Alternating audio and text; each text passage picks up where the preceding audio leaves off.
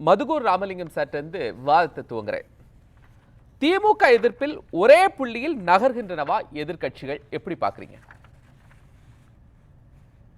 இல்ல, இது ஒண்ணு திமுக கூட்டணிக்கு எதிராக அல்லது திமுக அரசுக்கு எதிராக எதிரிகள் ஒன்று சேர்ந்திருப்பதாக சொல்ல முடியாது. சில உதிரிகள் ஒன்று சேர முயல்கிறார்கள் என்று வேண்டுமானால் சொல்லலாம். இது ஒன்றும் புதிதில்லை. இப்ப யாராவது புதுசா திமுகவை இதுவரைக்கும் ஆதரிச்சுக்கிட்டு இருந்தவங்க யாராவது புதுசா எதிர்க்கிறாங்களா? அதிலும் குறிப்பாக இன்றைக்கு செங்கோட்டையன் அதிமுகவில இருந்து விலகுவது போன்ற ஒரு தோற்றம் பிரதமர் மோடியை அவர் புகழ்கிறார். வைகை செல்வன் அதிமுகவினுடைய செய்தி தொடர்பாளர் செங்கோட்டையனுடைய அநாகரிகமான செயல் என்று சொன்னால், செங்கோட்டையன் பதில் சொல்வதற்கு முன்னாலேயே டிடிவி தினகரன் ஓடி வந்து அவருக்கு முட்டு கொடுக்கிறார். செங்கோட்டையன் எம்ஜிஆர் ஜெயலலிதா காலத்திலே இருந்து அதிமுகவிலே இருப்பவர் என்று ஒரு புதிய கண்டுபிடிப்பை அவர் வெளியிடுகிறார். இன்றைக்கு இவர்கள் எதை மடைமாற்ற முயல்கிறார்கள் என்றால், திமுக அரசு இன்றைக்கு ஒன்றிய அரசினுடைய பல்வேறு ஓரவிஞ்சனையான நமக்கு இயல்பாக நியாயமாக கிடைக்க வேண்டிய நிதியை எல்லாம் மறுக்கிற பொழுதும் கூட அதற்காக அடிபணியாமல் அஞ்சாமல் ஒரு மக்கள் நலன் சார்ந்த பல புதுமையான அறிவிப்புகள் கொண்ட ஒரு நிதிநிலை அறிக்கையை தாக்கல் செய்கிறது.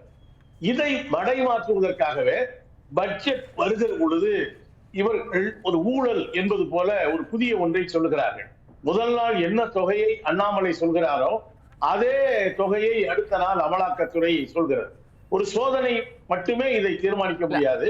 அதன் அடிப்படையில் அதிமுகவுடைய உட்கட்சி பிரச்சனைகளுக்காக திமுகவை விமர்சிக்கிறாங்க அப்படின்னு சொல்றீங்களா? அதை மடைமாற்றத்துக்கு விமர்சிக்கிறாங்கிறீங்களா?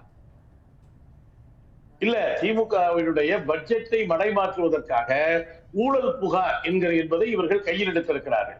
அதுல ஒரு கேள்விக்கு அன்றைய சட்டமன்ற கூட்டத்தொடரிலேயே பாஜகவினுடைய தலைவர் சகோதரி, ஏன்னா டாஸ்மாக்ல ஊழல் சொல்றீங்களா, அது திமுக ஆட்சிக்கு வந்த பிறகுதான் துவங்கியதா அல்லது அதிமுக ஆட்சி காலத்திலேயே துவங்கி விட்டதா என்கிற கேள்விக்கு அவரிடம் பதில் இல்லை. பதட்டமாக அந்த செய்தியாளர் சந்திப்பை தவிர்த்து விட்டு அவர் நகர்ந்து விடுகிறார். இவர்கள் இதே போலத்தான் டெல்லியில செஞ்சாங்க. இதே போலத்தான் அதுல பலரையும் சிக்கல் வைத்தது போல தமிழக அரசையும் ஒரு இக்கட்டுக்கு உள்ளாக்க முயல்கிறார்கள். ஆனால் அது நடக்காது என்பதுதான். ஏன்னா அவர்கிட்ட ஒன்றும் எந்த ஆதாரமும் இல்லை. புதிதாக கட்சி ஆரம்பித்தவர்கள் கூட, அப்படி நீங்க சொல்லக்கூடிய விஜய் கூட சொல்லியிருக்காரு, அமலாக்கத்துறை கையில் அள்ளி இருப்பது கையளவு நீரே அப்படிங்கிறாரு. ஊழலின் காட்டாற்றையை உருவாக்க வல்லவர்கள் திமுக ஆட்சி அப்படின்னு விஜய் விமர்சிக்கிறாரு. இல்ல, இதே பாஜக அரசு மீது பல்வேறு ஊழல்கள் வந்த பொழுது இதே நம்ம தாவேகா விஜய் என்ன சொன்னார்? அவர் தான் சொன்னாரு, எங்களுக்கு திமுக நடைமுறையில எதிரி, பாஜக கருத்தியல் எதிரி என்று. அவர் கட்சி ஆரம்பித்த பிறகு இந்த மும்மொழி கொள்கையில ஒரு அறிக்கை விட்டிருக்கிறாருங்கிறது உண்மைதான். ஆனா இன்னைக்கு ஒரு புதிய சூழல் என்ன அப்படின்னு சொன்னா, இது ஏதோ திமுகவுக்கு எதிராக இவர்கள் அணிதிரள்கிறார்கள் என்பதை விட தமிழுக்கு எதிராக, தமிழ்நாட்டுக்கு எதிராக அணிதிரள்கிறார்கள் என்றுதான் சொல்ல வேண்டும். ஏனென்றால் இன்றைக்கு மிகப்பெரிய ஊழலை தவிர்த்து கொண்டு மத்திய அரசுக்கு எதிரான அந்த நிலைப்பாட்டை மட்டுமே முன்னிறுத்தி போயிடலாம், அந்த ஊழல் அப்படியே கடந்து போயிடலாம் நினைக்கிறீங்களா மதுகூர் ராமலிங்கம் சார்? இந்த குற்றச்சாட்டு நான் கடந்து போகணும்னு சொல்லல, அதற்கான ஆதாரங்கள் எதுவும் இல்லை என்று சொல்கிறேன். அவர்கள் அமலாக்கத்துறை ஒரு சோதனை நடத்தி இருக்கிறது. இதே தலைமைச் செயலகத்தில் அதிமுக ஆட்சி காலத்தில் நடந்த சோதனைகள் நமக்கு தெரியும். தலைமைச் செயலாளருடைய அலுவலகத்திலேயே சோதனைகள், இது ஒன்றும் புதிதல்ல என்று சொல்கிறேன். தலைமைச் செயலாளர் அப்படிங்கிறவரு ஒரு நபர், ஆனா தமிழ்நாடு அரசினுடைய ஒரு துறை அப்படிங்கும் போது அரசே இடி ரைடு பண்ணி இருக்கு அப்படிங்கும் போது தமிழ்நாடு அரசுல இருந்து ஒரு பெரிய விளக்கங்கள் கொடுக்கப்படலையே. இல்ல, அதுதான் அந்த துறை சார்ந்த அமைச்சர் செந்தில் பாலாஜி, நாங்க இதை சட்டப்பூர்வமாக எதிர்கொள்ளுவோம், பெரிய அளவுக்கு இவங்களால எதையும் கண்டுபிடிக்க முடியல, இட்டுக்கட்டி சொல்றாங்க. அதுதானே ஒரு அரசினுடைய துறை அமைச்சருடைய எதிர்வினை தானே ஒரு இதா இருக்க முடியும். இதை தாண்டி நம்ம என்ன எதிர்பார்க்க முடியும்? எதுவுமே பதில் சொல்லலாம் பரவாயில்ல. இன்னைக்கு முதலமைச்சர் பட்ஜெட்டினுடைய பல்வேறு அம்சங்களை எடுத்து பேசுகிறார்.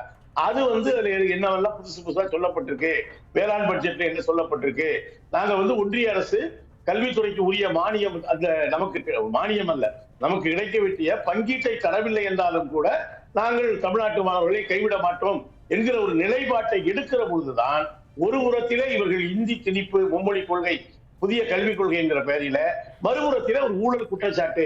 இதே அண்ணாமலை அந்த புள்ளியில தான் சார் என்னாச்சு? மதுபான துறையில 1000 கோடி அப்படிங்கிறது ஒரு நேரத்தில் செந்தில் பாலாஜி கைது செய்யப்பட்ட போது எந்த அளவிற்கு எதிர்ப்பை தமிழ்நாடு முதலமைச்சர்ல இருந்து கூட்டணி கட்சிகள் எல்லாம் முன்வைத்தார்களோ அந்த அளவுக்கு தமிழ்நாடு அரசையே இடி ரைடு பண்ணியிருக்கிறாங்க. அதனுடைய ஒரு பிரதானமான ஒரு துறையை அந்த அளவுக்கு ரியாக்ஷன் பண்ணாமல் அமைதி காக்கிறது தானே இங்க ஒரு பெரிய கேள்வியை உருவாக்குது.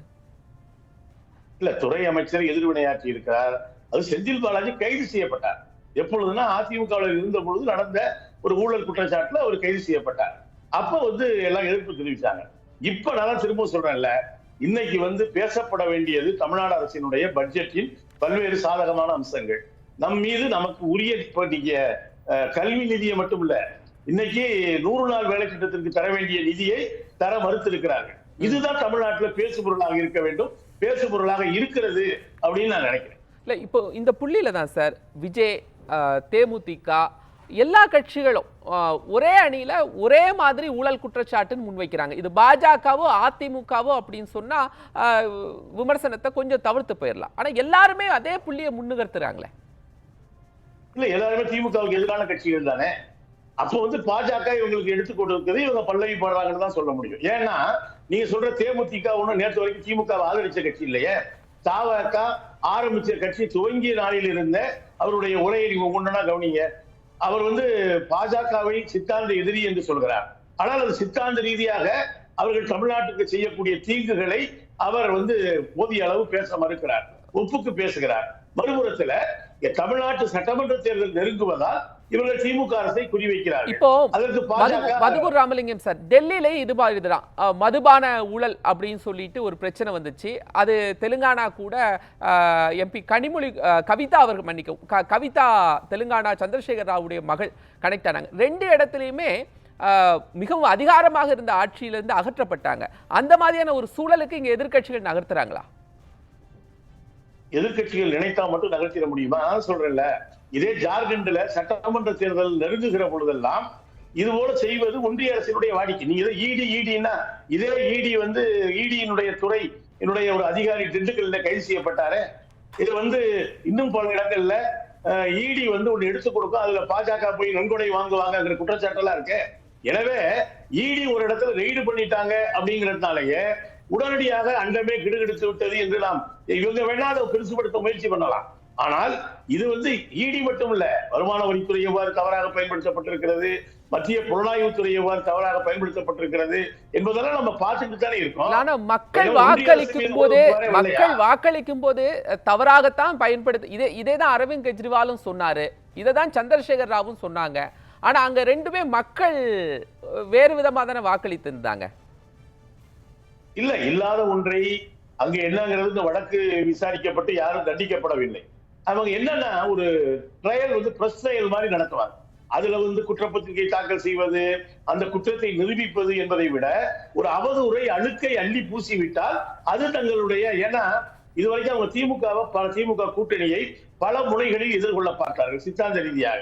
அவர்கள் கடைசியாக எடுத்திருக்கிற ஆயுதம் என்பதுதான் இடி என்பது. அதற்கு திமுக உரிய முறையில பதில் சொல்லுவாங்கன்னு நான் நினைக்கிறேன். ஆனால் பிரச்சனை என்னன்னா, இதை காரணம் காட்டி நீங்க இத்தனை கட்சி ஆதரிக்கிறாங்கன்னு சொல்றீங்கல்ல, தேமுதிக மும்மொழி கொள்கை பரவாயில்லைன்னு சொல்றாங்க. டிடிவி தினகரன் ஊழல்ல தான் எல்லாரும் ஒரே புள்ளியில இணைறாங்க. ஊழல்ல தான் ஒரே புள்ளியில இணைறாங்க. மும்மொழி கொள்கையா இருக்கட்டும், தேசிய கல்விக் கொள்கையா இருக்கட்டும், அதுல மாற்று கருத்துக்கள் இருக்கு. இங்க ஊழல்ங்கிற குற்றச்சாட்டுல எல்லாரும் இணைந்து ஆம் அப்படிங்கிற ஒரு புள்ளியில தான் இணைறாங்க. இல்ல, அதைத்தான் சொல்றேன். முதன்முறையாக தமிழ்நாட்டுல இந்தி திணிப்பு என்று வருகிற பொழுது எதிர்கட்சி ஆளுங்கட்சி எல்லோரும் ஒரு சேர எதிர்ப்பார்கள். நீங்க தேமுதிக பாருங்க, இந்தி திணிப்பு, இந்தி படிச்சா தப்பு இல்லைங்கிறாங்க. டிடிவி தினகரன் மும்மொழி கொள்கையினுடைய ஆதரவாளராகவே மாறிவிட்டார். நான் டெல்லியில் இருந்த பொழுது கஷ்டப்பட்டேங்கிறார். பாஜகவினுடைய வேலையை பல பேர் செய்கிறார்கள். அவர்கள் தான் ஒன்று சேர்ந்து இந்த ஊழல் என்பதை நோக்கியும் நகர்த்துகிறார்கள் நான் நினைக்கிறேன்.